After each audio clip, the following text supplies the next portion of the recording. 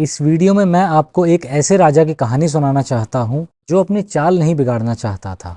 साथियों, ये कहानी प्रयागराज के एक राजा की है।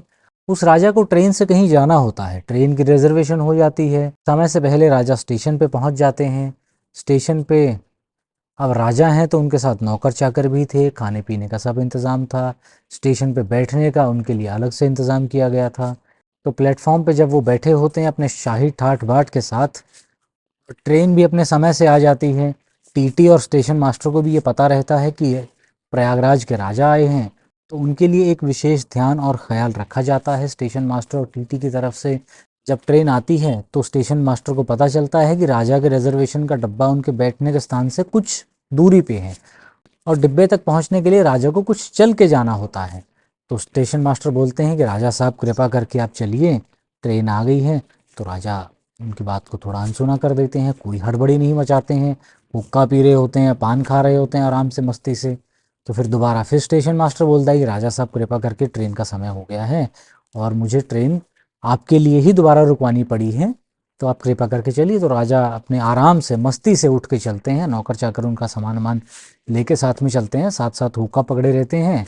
चलते चलते हुक्के का कश लगाते हैं राजा, और चाल ऐसी रहती है कि जैसे हाथी चलता है अपनी मस्ती में। ऐसे नहीं कि एकदम ट्रेन आ गई है तो वो थोड़ा उनकी गति में परिवर्तन आ गया है और बहुत जल्दी वो चलने लगे हैं, जल्दी जल्दी।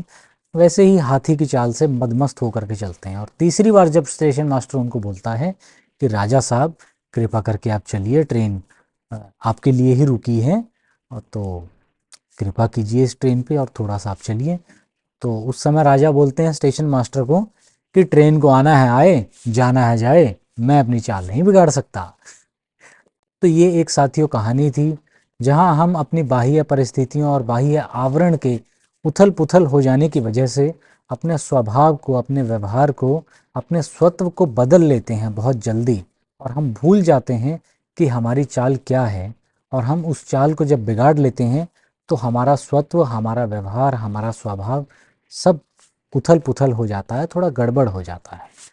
साथियों अगर ये साथियों अगर ये कहानी आपको पसंद आई है तो इसे लाइक शेयर ज़रूर करें और कमेंट करके आप मुझे ज़रूर बताएं कि ये वीडियो आपको कैसी लगी है, और हमारे चैनल को सब्सक्राइब करना कृपया ना भूलें।